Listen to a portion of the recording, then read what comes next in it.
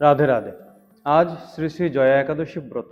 গরুর পুরাণ মতে এই একাদশীকে ভৈমী একাদশীও বলা হয়ে থাকে। আমি আশা রাখবো আপনারা সকল ভক্তবৃন্দরা এই একাদশী ব্রত নিষ্ঠার সহিত আপন আপন গুরুদেবের পরামর্শে, আপন আপন গুরুদেবের নিয়ম অনুসারে পালন করছেন।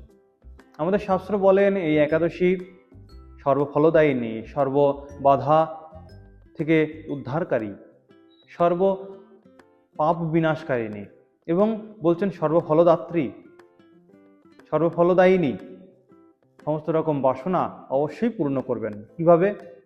যখন আপনি নিষ্ঠার সহিত এই ব্রত সম্পন্ন করবেন।